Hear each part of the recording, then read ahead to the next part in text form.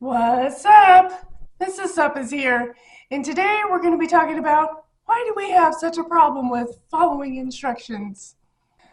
I was thinking about the Easy Bake Oven one day and how they changed the design of the oven because kids were burning themselves, touching the light bulb, or getting their hands trapped in the little compartment, and was wondering why it became the company who created the Easy Bake Oven's responsibility to change their whole design because kids or the parents chose not to follow the instructions.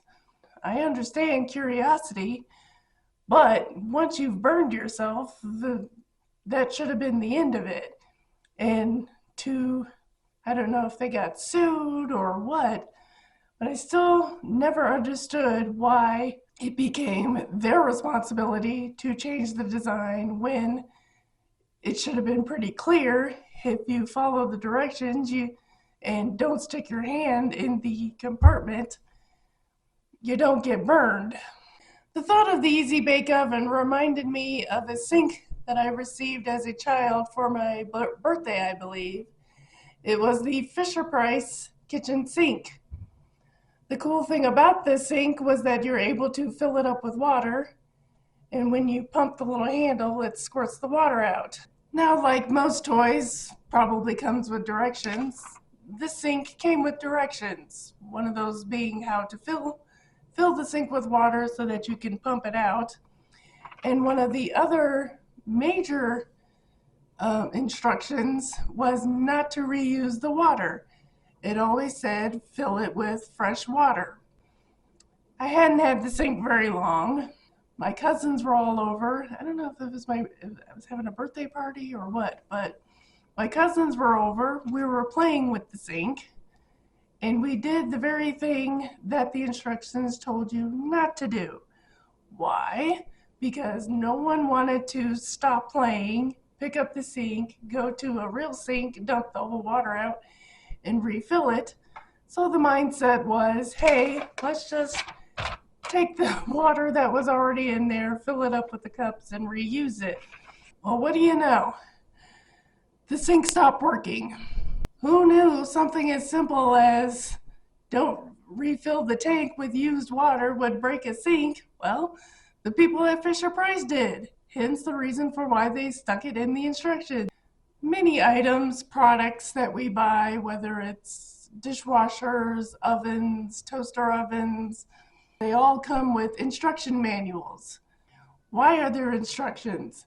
Well, because the people who designed the product knows how it works.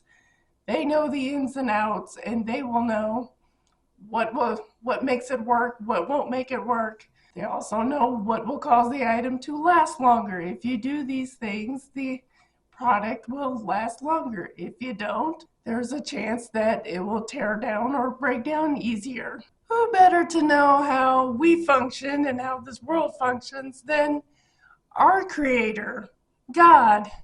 And guess what? He too gave us an instruction book.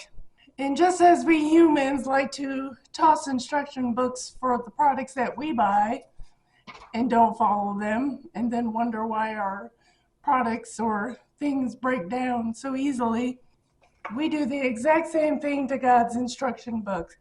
And then we want to blame Him for why our lives are breaking down and not running properly.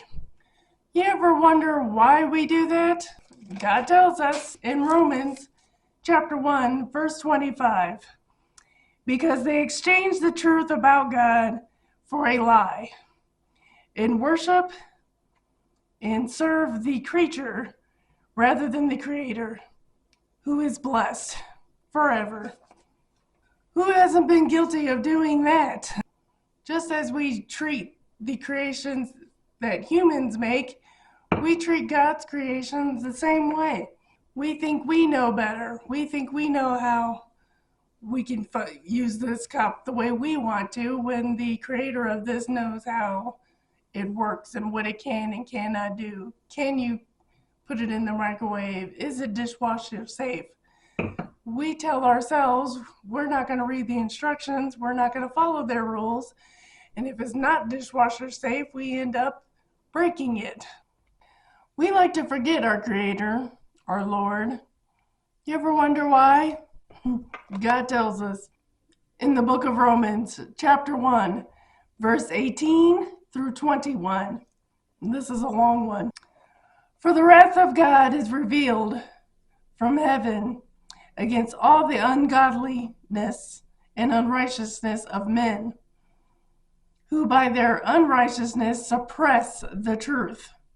For what we can know about God is plain to them, because God has shown it to them. For his visible attributes, namely his eternal power and divine nature, have been clearly perceived ever since the creation of the world in the things that have been made. So they are without excuse. For although they know God, they do not honor him as God or give thanks to him, but they become futile in their thinking, and their foolish hearts were darkened. Did you catch that? Verse 18, because of unrighteousness, we suppress the truth. Because we choose not to honor God or give thanks to him, we become futile in our thinking, foolish hearts, darkened.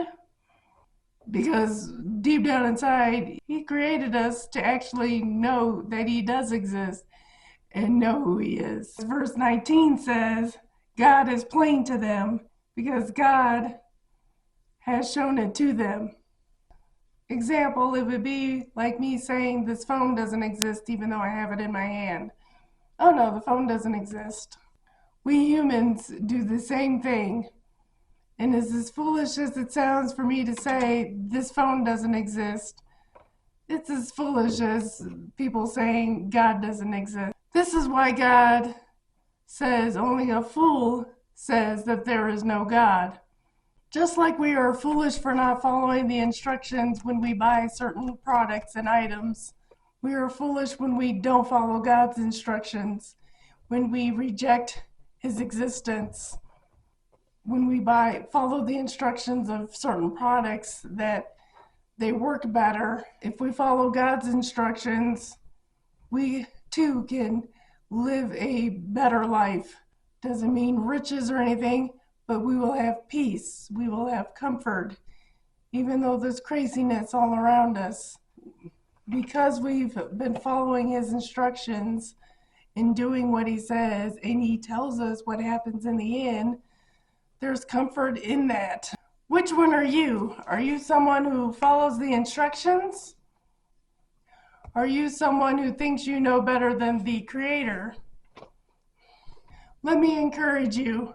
Always trust the Creator than yourself, because he knows way more than we do. Wha'Sup is here, and following instructions is what's up.